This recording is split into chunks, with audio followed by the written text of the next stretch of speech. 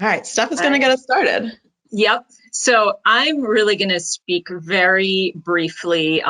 This is really going to be Jess's show to run, but I just wanted to introduce ourselves. We're from the YMCA of Central New York, which, if you are not familiar, we serve the largely greater Syracuse area in New York State. So, you know, just jumping right in, I think all of us found ourselves in a very similar place last year where we had to suddenly think about how are we going to serve our members fast when they can't come in. We wanted to retain memberships as best as possible. So, we started throwing things up on Facebook, putting links on our websites and just doing whatever worked as fast as possible with whoever we had left in our branches to do it. And a lot of us did a great job with that. We did what we could, we tried, and it was great. So much camaraderie and everything between our staff and our members at home. Luckily, through this OpenY platform and the work of the OpenY group, this virtual Y tool became available. So for us, we said, you know what, this is something that we think is going to be important. Keeping in mind that the idea, and Jess will get into this more, the idea of virtual Y is not necessarily just the virtual Y platform, but could be something greater. But it certainly made it easier for us to focus our conversations on what our virtual Y would look like. So we started building that site at the end of the summer, early fall, and at least in New York State, that was exactly right around the time when we were told we could reopen our branches a little bit. So we then pivoted a little bit to welcoming people back, and what we were also finding was who is actually running this thing. I myself and my marketing coordinator essentially run our website, and so it's partly our job. We had a small staff, normally, and just for some context, normally we were approximately about 1,500 staff, full-time, part-time, seasonal included, so we, at the lowest point during the pandemic, we were down to about 70, and then started to build back. So, we were having people who, were not our instructors, we had directors trying to figure out, like, how do we create programming? So at that point, we're just trying to figure out, like, okay, we've got a lot of interest. We've got a lot of people that want to make content. We have sort of a space to do that in. So how does this all come together? Luckily, we were in a place where this was seen as a priority for our senior leadership and our boards. They understood that this is a space that we want to be in. And we were luckily approved to create this position through advocacy of our staff to create this virtual program and membership services director. So that's really where Jess steps in, and as we'll get a little personal coming up here. This position was created. I advised a little bit on, what we might need for this role.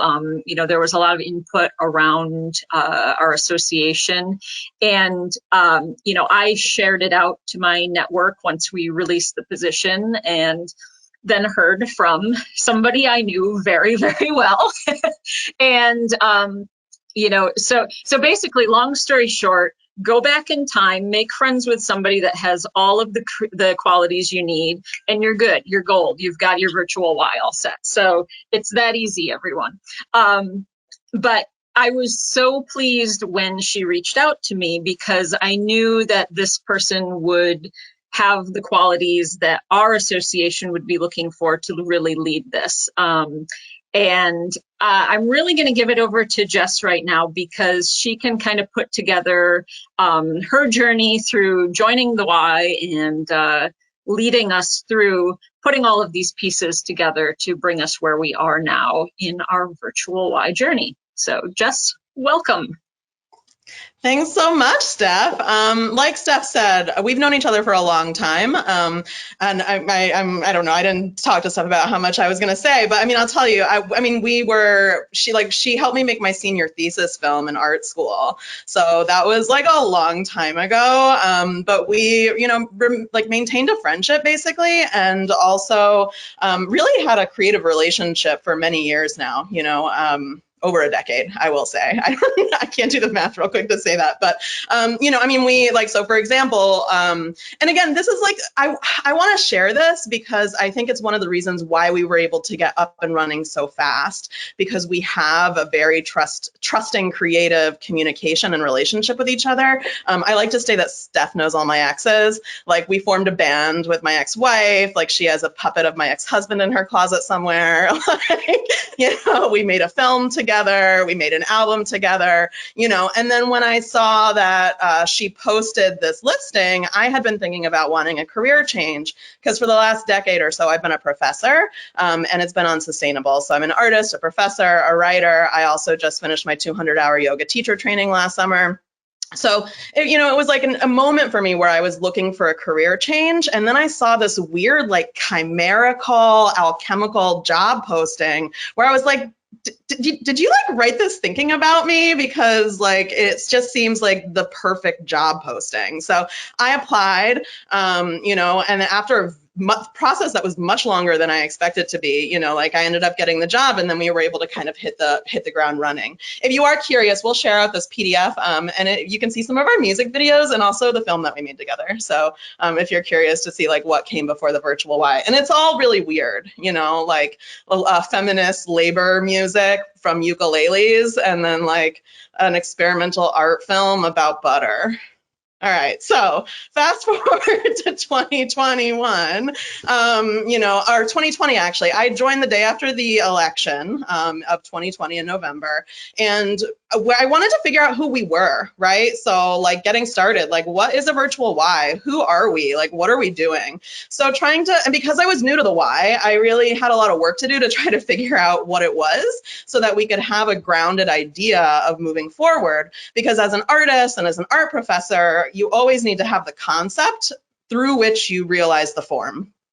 So who we are as a Y. We needed to define that for a body, mind, and spirit. Who are you? Who aren't you? What do you do well? What aren't you already doing and therefore unlikely to start as a first step when going virtual? So for example, like we did not have an in-house, film production crew. So like that was probably not something that we were going to start doing right away, right? What resources do you have? Your staff, your tech, your knowledge, your infrastructure, your budget, your partners. How can you like imagine aligning those things creatively to be able to do what you need to do and what you'd like to do? What's your organizational structure look like? Is it decentralized? Is it centralized? Like, how does it work? For us, we are 8 branches, right, Steph? Is it 8 now? 9 if we count the virtual, right? Which is like this like pseudo branch that were really decentralized. But we just got a new CEO that came on like a month or 2 ago, and now we're working on trying to centralize things again. So like where our virtual Y falls is sort of like in an interesting place because we are in this moment of transition. What's possible right now? Like what can get up and going? What can happen in the near future and what can you plan for? And then like what's not a priority for us, And so this was also really interesting to ask these questions. In some ways, I felt like I was making like a strategic plan for virtual just before it even existed, trying to figure out what was going on, which was also, I think, really important for the organization as a whole because we were in this moment of crisis. So I actually made this opportunity for people to come in, reconnect with what it was that their purpose was, and then try to give vision to that in a virtual Y. So what is a virtual Y? As we know, started as a temporary crisis response, but everyone around our Y thought it was also something more. So we needed to figure out what that was, right?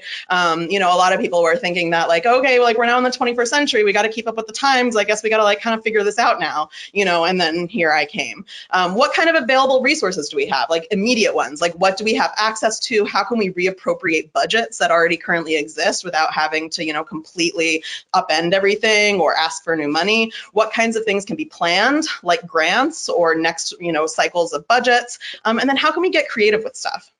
How does the virtual support, enhance, amplify, align with, and extend the physical? This was a really big question for me because every time I asked like what we want the virtual Y to feel like, it was always like, we want it to feel like a Y, you know? So then like, well, what is that feeling, right? Like, how do you translate the feeling and the experience of being in a physical Y into a virtual form when you can't get into the physical Y, but then also most importantly, when you can return to the physical Y, right? So like, I was always asking these questions ahead of when other people were coming in.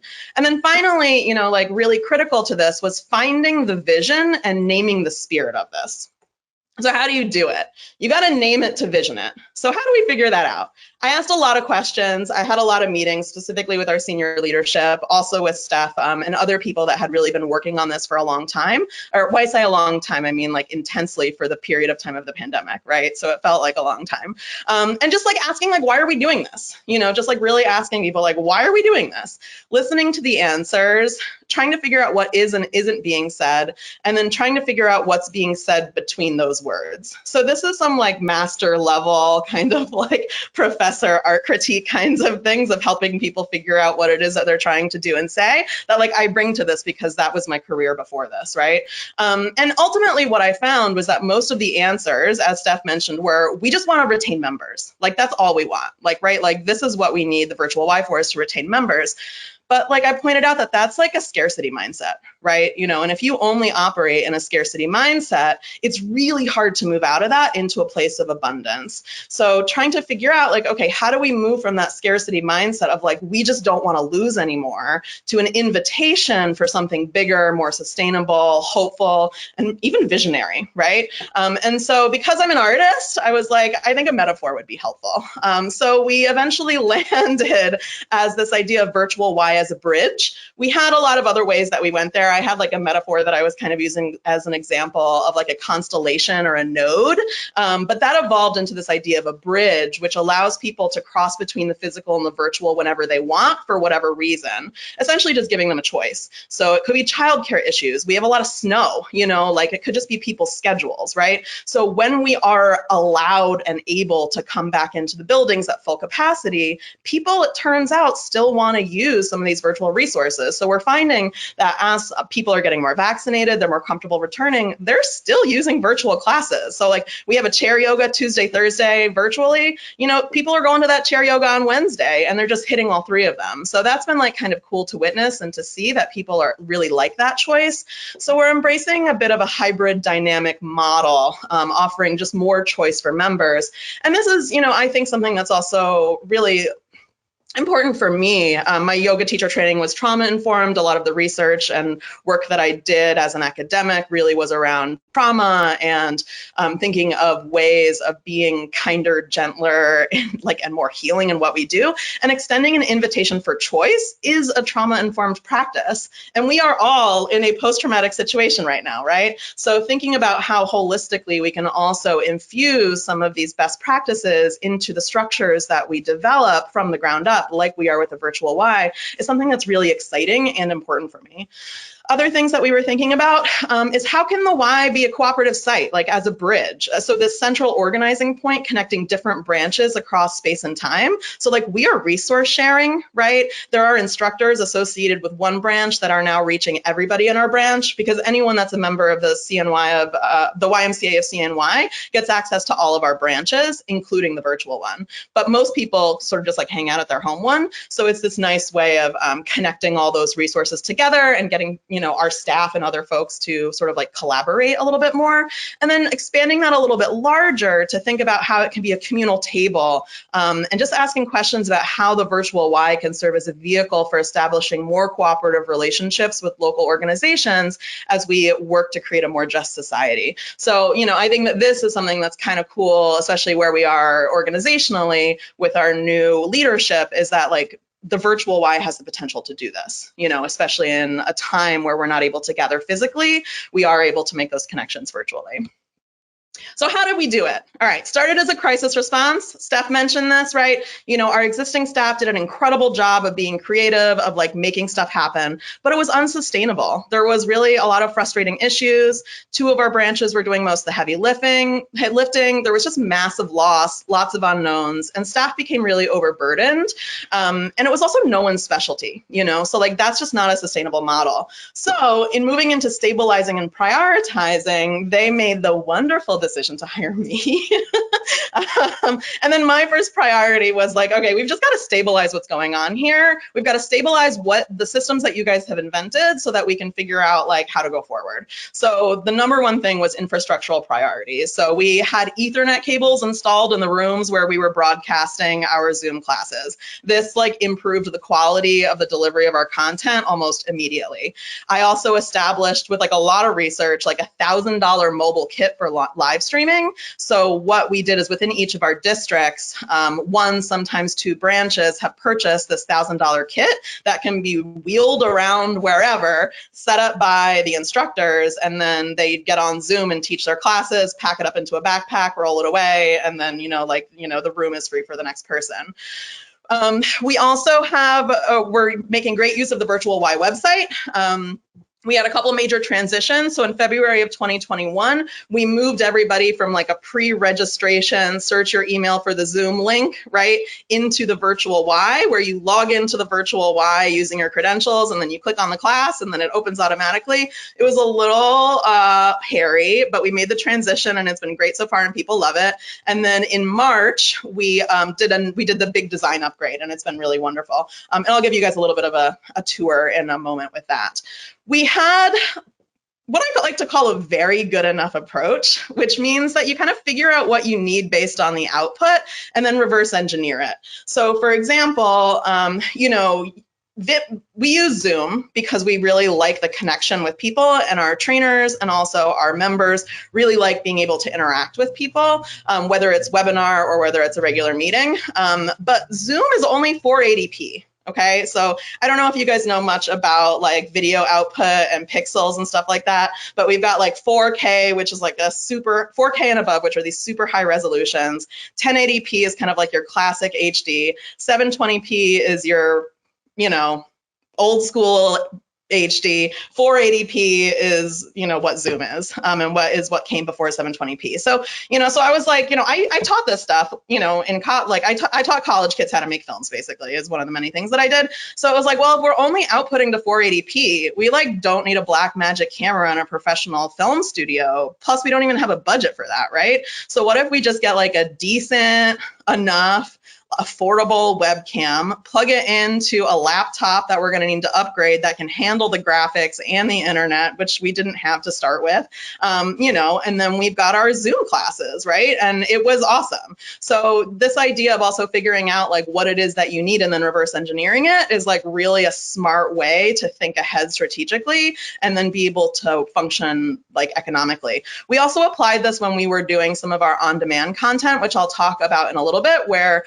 we were just using the stuff that we had access to, but we were outputting to YouTube. So there was like no point really in like using a 4K, we were like totally happy with just like a regular HD output, with like a camcorder and some decent lighting and knowing what we were doing because we have those skill sets. So, so just kind of like thinking about like looking ahead, what do you need? What's the output? And then reverse engineering can save you a lot of time, memory, and also processing. So just like a little tip that I always give my students. Research, okay? Like I talked to so many people. It was one of the things that our leadership did really well. My first weeks on the job, they were just like, here, talk to all these people that are doing things and just like learn everything that you can, and then take what works for you and leave the rest. Figure out and remember who you are. This is like so important because people are making all different kinds of choices, and there are so many kinds of choices to make in this that if you can know who you are as a why, right, then you can make sure that every decision that you make comes back to that. So if you got to figure that out, figure it out, and then kind of like remember it, but also be open to revising it, you know, like any personal growth you might do individually. And then on that note, also supporting your people. This has been a huge priority for me, is making sure that we support people in training. Everyone has my cell phone. Everything I put out, you know, I make sure that they know that I'm there and I answer and I support them, and do it with like a friendly smile and a joke and like maybe some cool clothes, and it goes a long way. All right, so you know, it doesn't have to, but you know what I mean, you know, like in terms of creating a friendly environment, especially when things are scary, and technology is scary, this time that we're in is scary, so it's all a bit of a performance, you know. So anyways, stabilizing and prioritizing, at a certain point you begin to expand, and all of these things are actually happening at the same time, okay? So it's not like this is a linear process, but it's all happening at the same time. Sometimes it pushes and sometimes it ebbs and flows. But some things that I would advise on are just freeing up passionate staff to develop this work. So if you are in the position to be able to bring on new people and to free up folks that are passionate about it, that have an acuity for this, that passion is what's going to drive the success of your programming. Share and borrow liberally, you know, like it's an amazing opportunity that we're in, and it's also totally like grounded in like anarcho-feminist, you know, like net culture to be able to share and grow together. Figure out where your budget's coming from. You know, we had a question in a board meeting, and they were like, so, you know, was this budgeted? You know, and then one of our VPs goes, well, it came from a budget. You know, which I think like speaks to the creative way of thinking about it. And so the way that, you know, the way that they ended up doing it wasn't necessarily to create a whole new budget line yet for the virtual Y, but that there was an agreement that each of the districts and branches would reappropriate some of their funds to be able to make this happen. So it's a bit of a like a patchwork kind of situation, but it's working for us for now until we move into a different kind of structure. Trainings, I do a lot of trainings, you know, like I said, I was a professor, so there's like the 10-page syllabus version of the training that I give everybody. There's the hour-long group things. There's as many one-on-ones as you need, and then there's also like the quick starts that exist, you know, as a one-pager, and I'll show you an example of what that looks like. Music, you got to figure out what you do with your music. We can talk more about this if people have questions. You know, trainers really care about this a lot. You know, legally, it's hard because the licenses that cover the buildings don't cover live streaming. So you have to kind of like figure out how you're going to do it legally, so you don't subject yourself to really huge fines. We also began implementing production schedules and timelines, which is a little bit different from in-branch stuff that we found, at least with our branch cultures, where people would kind of come up with things and throw them up and then they'd have full registration. But because this is all online, you kind of have to do a little bit more of a traditional promotional rollout. Because for example, like if you have a newsletter that goes out to all of your members once a month, you need to make sure that whatever it is that you're doing virtually is in that newsletter, which means that you need to get it to the person sending out that newsletter a week before the newsletter sends out, which is Steph, right? You know, which is something that like you don't necessarily understand if you don't have a background in communications. So we've been implementing this, and people are getting used to it, and it's great. Showcase and celebrate your easy successes. We have an incredible we have a really incredible writer center actually as part of our YMCA, and they were able to pivot their programming online, and it actually expanded the reach of what they were doing, and it was beautiful. So, you know, we're talking with them to kind of think about like, okay, well, as we move forward, is there a way that we can continue to do these kinds of things? Because those were some programs that pivoted super easily and really nicely. And with that, thinking about virtual as a community building tool. So some of the really big decisions that I think that most people are going to face is to figure out their live versus their on demand. And this is a really huge decision, particularly if you have limited resources. You know, I know that we've seen some like incredible levels of production and on demand from some of the Ys that have been pioneering and sharing the pioneering of what it is that they've been doing. But for those of us that don't quite have those resources to be able to do that, you do have to make some hard choices. So Steph actually chose before I even came on, sort of like the infrastructure that we were going to be working with, which was we were going to work with the virtual Y. We were going to use YouTube and the plugins for YouTube on the virtual Y, and we were going to use Zoom for our live classes because it was really important for us to have that live interaction. So you got to figure out how important that live interaction is. For us, that was prime priority. On demand, the big question is like, I have the skills, I have the resources, like I'm a filmmaker, I teach this stuff, I know how to do it, but keeping up with it was like impossible if you were also going to do other things. And even if you weren't going to do other things, I think this is something that we're seeing too, is like, how do you just keep up with it? And what do you do if you don't have a studio or resources that can compete with like Peloton or Y360 or things like that? Like, what do you do? And really, you've just got to find the right balance between the live experience and library of original on-demand content that you have. Do what's best for you, and most importantly, get clever. And I'm going to show you something cool in a moment. All right, so other things, and I'm just going to kind of like move through this pretty quickly, but in terms of like expanding and sustaining, like we've got upgrades that are coming. We're expanding and refining things. We're going to keep supporting people. We're going to answer some of these big questions of like, what's our membership model? Right now, it's just a value added, and I think we're probably going to stick with that. What's the operational structure? Eventually, we're looking at maybe trying to give this its own branch structure. Metrics, how do we like figure that out? How do we measure value, right? Like, how do we assign value? How do we also measure that? Like, how do we figure out how to create meaning from this stuff, from all the data that is being created? Revisit things that weren't immediate priorities, and then establishing and maintaining community relations. So, you know, really in terms of visioning the future, there's like an acceptance that our lives are hybrid now, virtual isn't going anywhere, and then to really think about these big questions of how to build sustainability and also reach and serving our community. So, but what is your virtual Y really? Okay, right? You know, like these are some big ideas, but what does it really look like? And the ingredients basically are our staff, mobile kits, training, the website, video hosting, and video conferencing. This is our staff. Here's Maddie shooting some on-demand stuff. That's Chris doing some chair yoga in one of our studios. It was a cycle studio that got converted to the virtual studio, so it's now just used for that. Here is the kit. Okay, all of these are hyperlinked. You guys can go through that if you want to check through all of that. But the kit itself on the left-hand side all comes into just under $1,000 when we purchased the items. I don't know about the current pricing of those things. I will say that I did a ton of research around that particular little laptop, which, you know, comes in around $700 because of the fact that it has a bunch of onboarded ports. And I knew that there was going to be a variety of people using this, and I wanted as few moving pieces as possible. So it has an Ethernet port, it has 3 USB regular ports, it has a USB-C port, and it has an auxiliary cable as well as a power cable. So we can plug in actually everything that we need directly into the computer, into a hole that fits the cable, okay? So this was like really important and is also sort of unique, and also was kind of annoying because of the fact that so many of the new light computers that are, you know, totally capable of doing video conferencing have like one USB-C port now. Right? So then you have to like add all these other pieces, you know, and I wanted for things to be as simple as possible for the people that were using it, which are mainly women and are also mainly older women. All right, here's my quick start training guide. It's just like a 2-pager, which is the distillation of the like 10-page version of this document that I give to every trainer that does this. And this is laminated and actually lives in the backpack with this kit. And also on that cart that everybody has.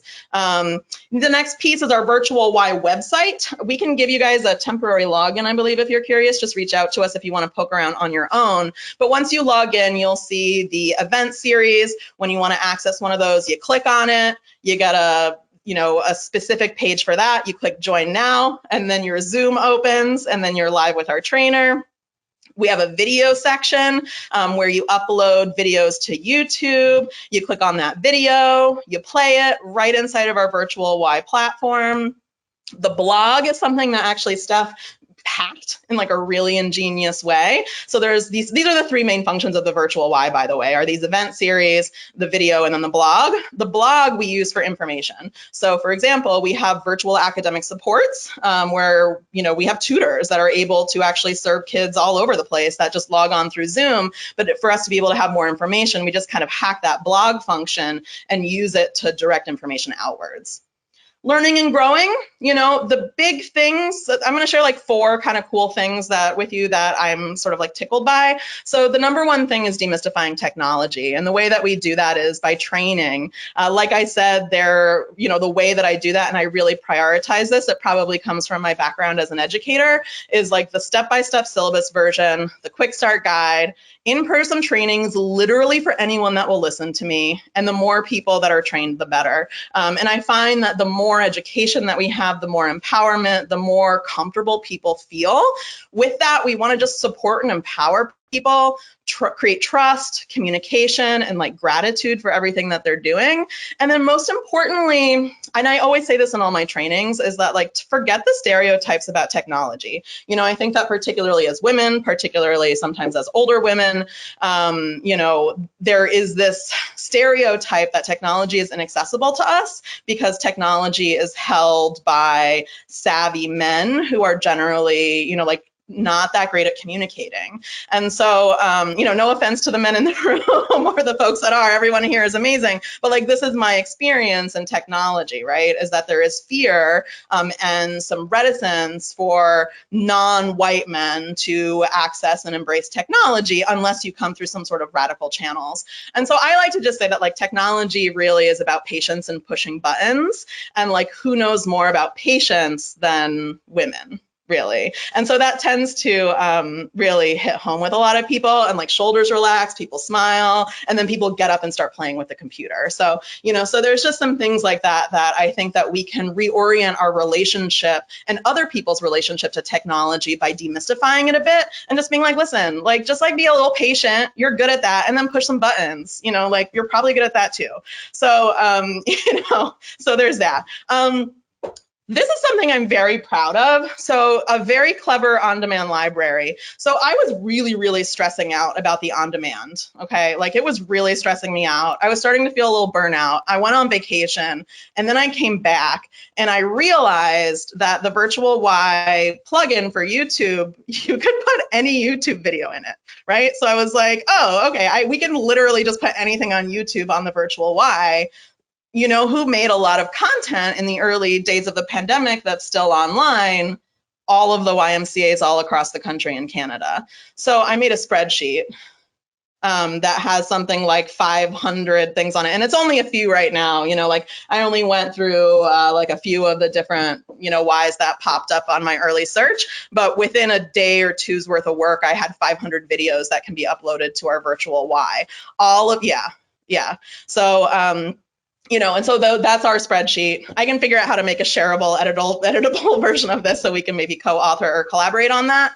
But it was like, it was a nice moment of being like, oh, like we can just use the system and think creatively, and we don't necessarily have to like figure out how we're going to raise money to create a production studio, in-house. When all of this content is out there already, it is for free. Most of the Ys did end up putting all their stuff behind, the gate, right? But for the early days of the pandemic, there's like a lot of content. So, even if like, you have, let's say 20 different Ys that have 20 videos that are up, that's 400 videos, So I don't know. So I'm just saying this is like a really nice way to get like a very quick library up if you are looking for a solution for an on-demand library, but you don't necessarily have the capacity to push that up yourself. So this is what it looks like, more or less. We've got stuff from, just on this little collage, we've got things from YMCA of Greater Houston, we've got Delaware, we've got our friends in Canada, we've got stuff, and then we've also got the stuff that we've been creating, our in-house fitness videos, our family art videos,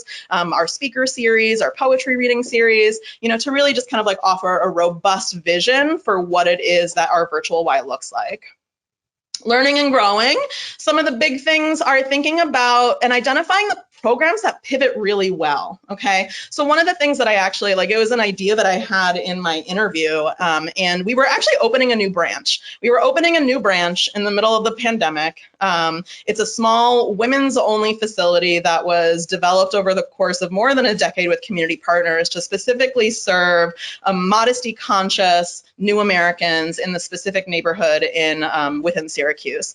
And with the sort of like 30% restrictions, it was like a 12% in-person capacity. But we wanted to open it, and we wanted to figure out a way to do it that felt good, that could connect to the community and also could create some sort of like legacy, basically. So I was like, well, what if we did a women's wellness speaker series? So we, with our partners, brought together a variety of women, almost all of them Black, who were entrepreneurs, wellness experts. We had a heart surgeon. We also had a doctor who came together and basically had these really beautiful conversations about women's wellness on the occasion of Black History Month, on the occasion of American Heart Month, and then also on occasion of opening this brand new women's only branch. And it was really lovely. And we had some really beautiful communications and community formations that happened from that. This past month, we had one of our banner sponsors who we've been like really kind of, and Steph can speak a little bit more to this, you know, in the next slide, but we've been trying to figure out like how to support our supporters, you know, when people aren't getting their eyeballs on things inside the branches.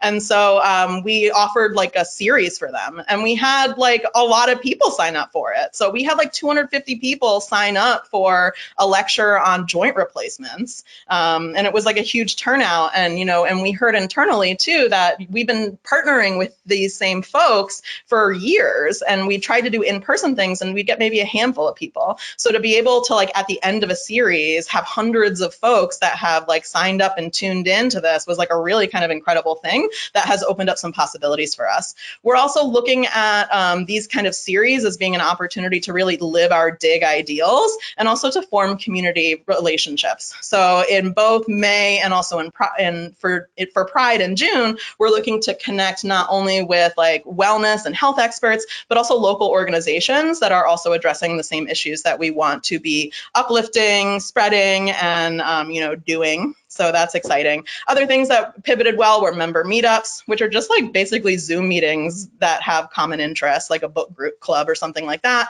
arts and writing programs, academic supports, and really trying to figure out how the virtual Y can be the more than the swim and gym, right? And I think that there's great possibility for that.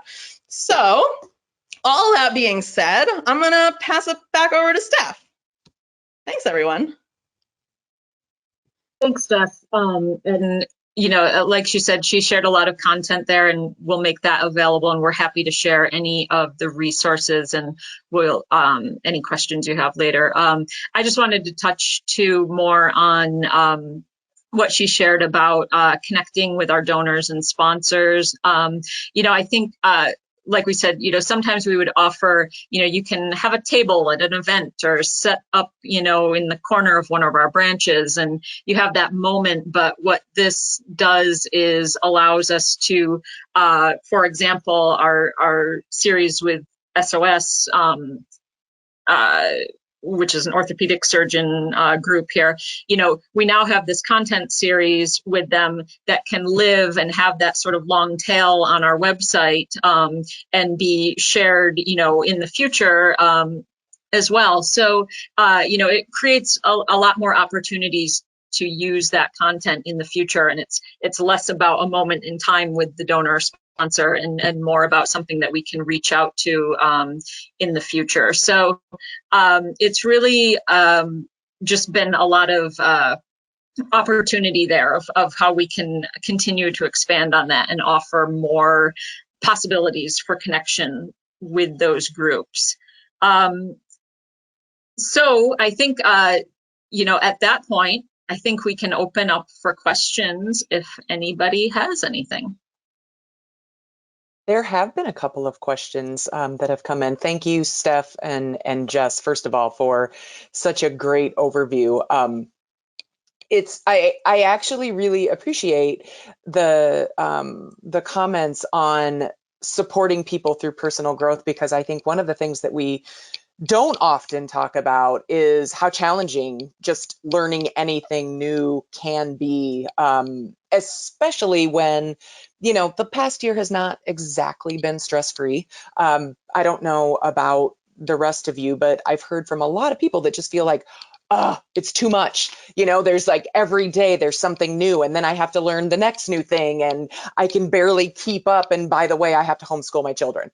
You know, it's a lot. And so I do totally appreciate that. And just thinking about things like have some patience and push some buttons, because like this is hilarious, but I'll just out myself. Like I've been a digital marketing director in my past life and have been involved in digital. And there are still times when I freeze, when I'm just like, I can't learn one new thing. And I, it's that classic fight, flight, or freeze. And I freeze. And it's a whole lot easier because I've had to talk myself through that. Like, just push, you can't possibly screw anything up unless you would like delete the whole OpenY website, which Craig, I promise I will never do. But also thinking, and I promise I will get to the questions, but like thinking about Virtual Y as a platform for delivering justice and equity and women's rights and any disenfranchised or marginalized community. Like, this is a way that we can absolutely do that without requiring people to come into the space where we, are able to deliver those things. So long way of saying thank you for putting digital equity and equity in general at the forefront. So questions, I know Steph did address this in chat, but for any of you that are not following along in chat, Steph and Jess will provide a temporary login. Steph provided that with OpenY or on the OpenY Slack channel. If you're not part of that, I'll pop a link into chat here pretty soon so that you can access that, or Paige or Craig, if you can do that here while I'm chatting, that would be great.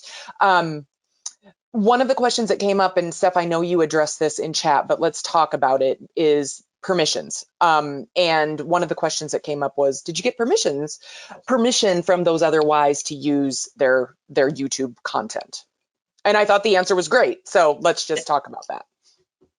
So as I say, I'll just jump in, and Jess, if you want to share. So basically, we're thinking about this is content that is available publicly right now on YouTube sites. So we're not accessing anything that is not publicly available. And throughout the past year, we were sending emails to our insurance members, for example, with some of the Y Thrive videos through the Canadian Ys, and just, pointing people to various resources. And so just, working with our partners, basically, and also taking the opportunity to look for things that some of your communities might be able to show better than our community. If we're not able to offer something right now, another Y might be able to. So, we are happy to highlight what you are offering, basically. And we do want to make sure that we're always showing that, these are our partner Ys. And then I think we're basically operating off of the same principle that, for example, the Virtual Y shared server, if people are making that content available, we will be also making our content available to create that sharing. Having said all that, if anybody doesn't want us to share something, we will absolutely take it down, certainly. But I'm hoping that, there's that sort of communal nature that, we're here to make this easier. And the sheet that we're putting together, we would be happy to share with others, just to make it easier for some, members who we know have been going around and saying, oh, I found this video here and this video here, making it easier for them to just access those things in one space. Yeah, and I'll add to that too, because I, obviously think about ethical issues, so it's not, so this question was something that popped up to me too, where I was like, oh, we could just like put anything on YouTube, but can we really do that? And then I really thought through it and I was like, well, yes, it is publicly. These are all public videos that are up online right now. And we aren't downloading and re-uploading these things to get our own views. So because of the fact that we're embedding basically the link from, let's say it's like the YMCA of Greater Houston's public YouTube video, every time one of our members clicks on that, it registers as a view for them, right? So all of those registered user links are being directed to the author originally, because all we're doing is directing basically people to their stuff through our platform. So, so for me, that is working the way that the internet works best, right? Is you kind of like use your network and your channels to direct people to the content that they are putting out there publicly and for free. So that is how I am operating within the ethics of this. And I think that, because of the fact that there is still so much content that's online, why can't we use it, right? And then the other thing I would say too is that like if someone is unhappy with us doing that, we will take it down immediately, but I think that also, if people are unhappy with it being publicly accessible on their YouTube channel, which is basically what we're directing them to, then they also have the power to take it down from their YouTube channel. Like I know, for example, Y360 did that, right? Like Y360 had a bunch of free stuff that was up on their site and then on their public YouTube channel. And now I think there's like one promo video, right? So, so there is also now folks are empowered to control their own content, and we're just curating it.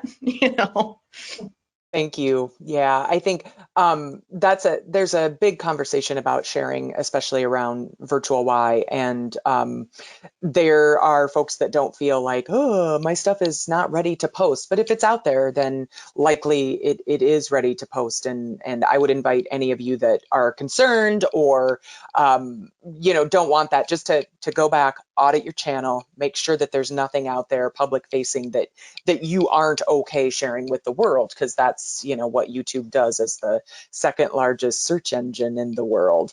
One of the other questions that came in, and I think this was addressed in chat, but we'll just call it out again, is the content on their virtual Y, Central New York's, is membership only or members only as a value add. And then a couple of other questions have come in. Jenny from Dallas asked about, have you met any tech resistance or need for education for communities you're reaching out to with the meetups and discussions?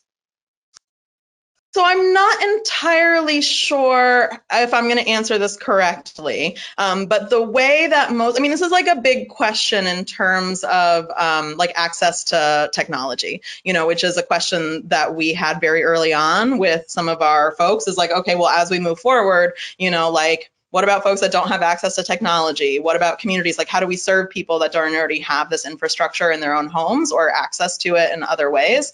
So in that way, we are thinking about it, but have not yet arrived at that place.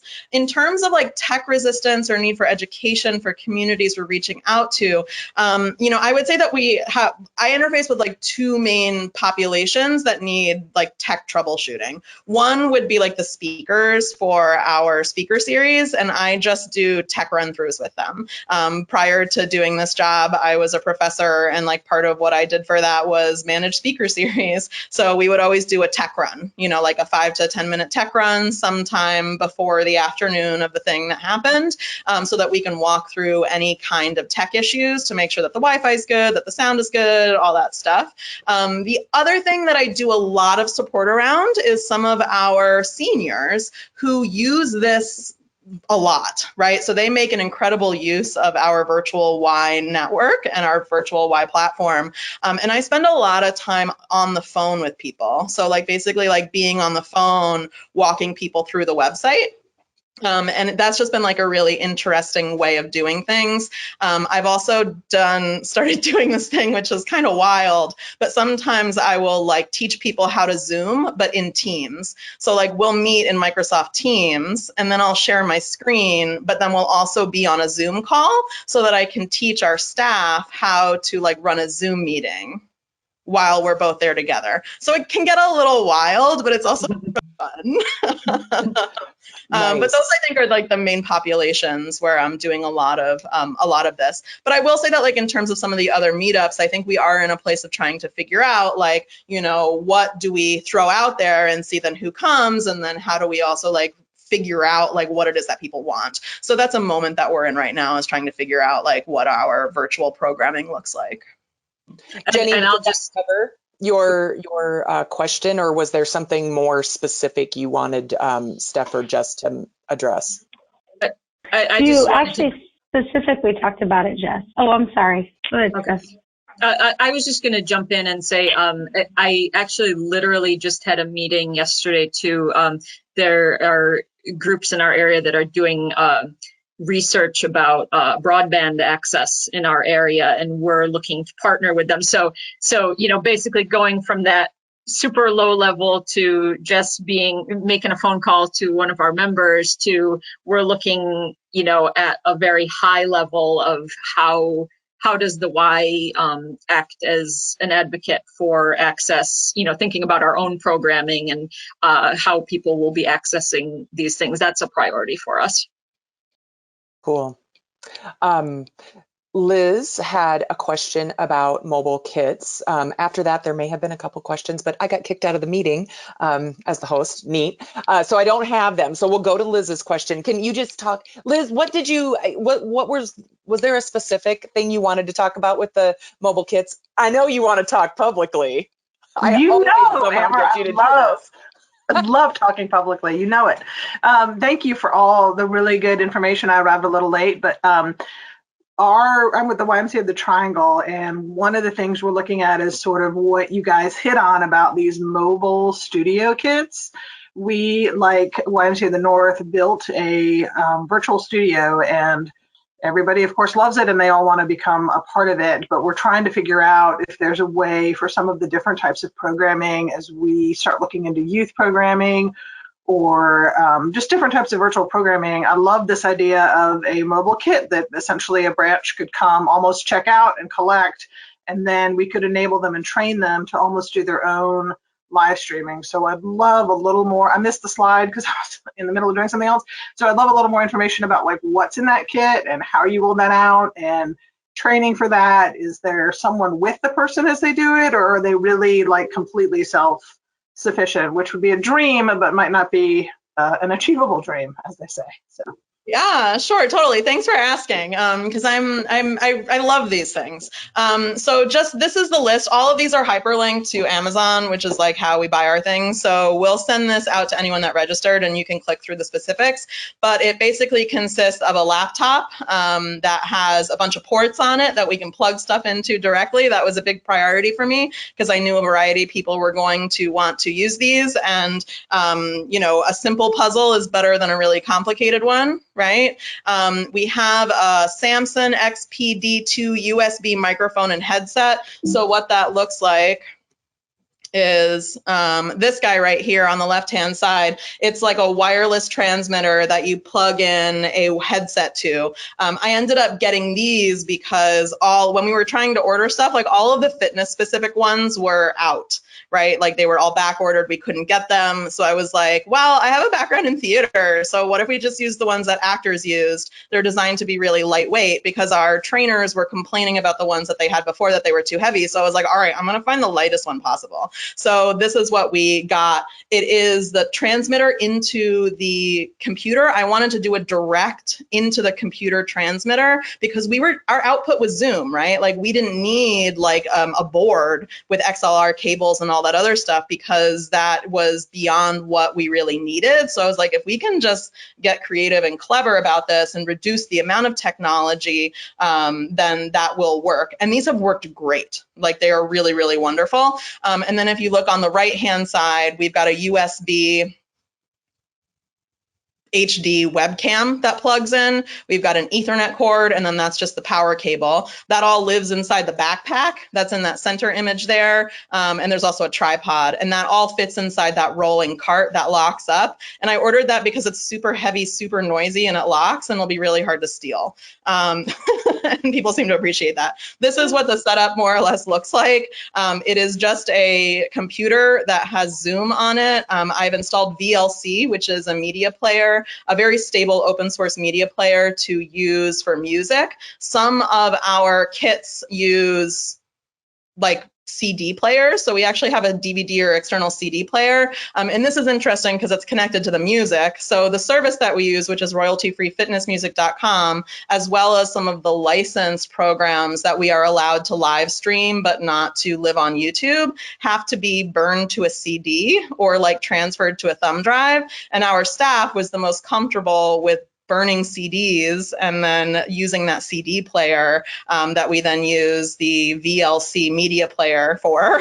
And then what else do we have in there? We use rechargeable batteries because the mic pack takes AA batteries. And then some other things that you'll need will be an Ethernet cable. If you need sound in the room, then you want an auxiliary cable to your in-room speakers, some sort of AV cabinet, which you might already have that you can reappropriate for this. We do also have a photography softbox lighting kit that can be used. People don't use a lot of it, because it's a little bit of a pain in the butt if you have to set it up every time and it's not really necessary, but we do use it for our on-demand stuff for sure. And then that AV cart will push you over the edge if you do want it. And then some kind of external speakers if you're not available in the room. And then what comes with that is ample training. So I give everybody like either a one-on-one or a small group in-person training. There is like a 10-page step-by-step Jessica, the professor version of like how to work through all of this technology. There's a quick start training guide. There are copies that are laminated that live inside the backpack, so that whole kit is completely there. You'll notice that my phone number is at the very top of every single one of these documents, so that if anybody has a problem, they just call me. I regularly have a trainer that calls me at 7 a.m. I am still in bed at 7 a.m., but I love them, and we figure it out. I also prioritize making sure that there's someone else in the building that knows what they're doing. So that could be like a coordinator, it could be a director, it could just be like a really tech savvy person that's on our model a lot, that knows how to use this thing, so that eventually the idea being that the instructors are on their own. And I would say that like 95% of them are confident and able to do this week in and week out by themselves. And then for those that are not less confident in that, they eventually kind of have found their way out of doing the virtual programming because they just needed more support and found it too frustrating. And then we've invited and are training up new people. So the goal is that folks are going to do this independently in an empowered kind of way. But getting them there is a lot of training. So there's like the before training.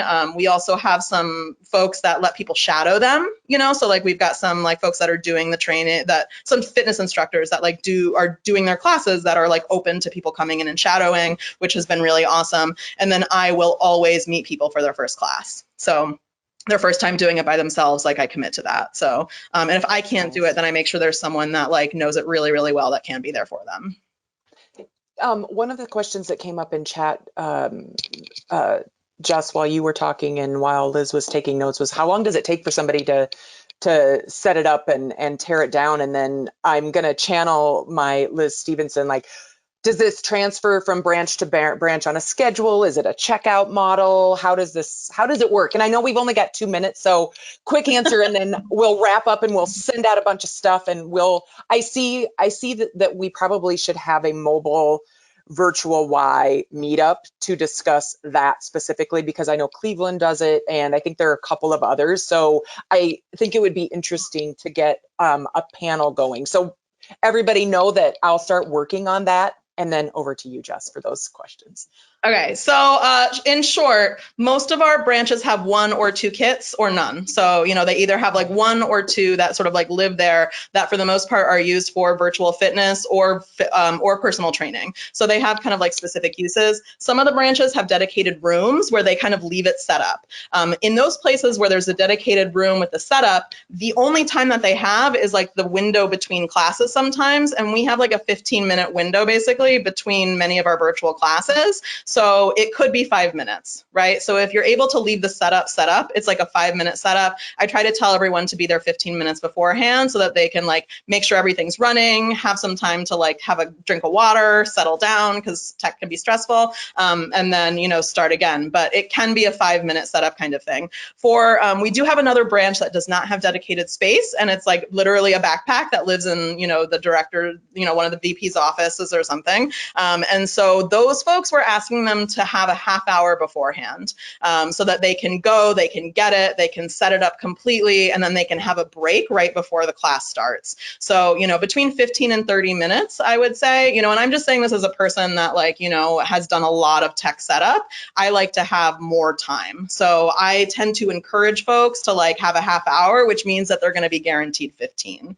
So, but within 20 to 15 minutes, they should be able to definitely get set up. Less than that, if they're setting it up from scratch, it's going to be a little hard. But once they get used to it, it's a 10-minute setup and takedown. It's really just packing stuff up in a backpack and, and then you go. So it's very user friendly and was designed to be so.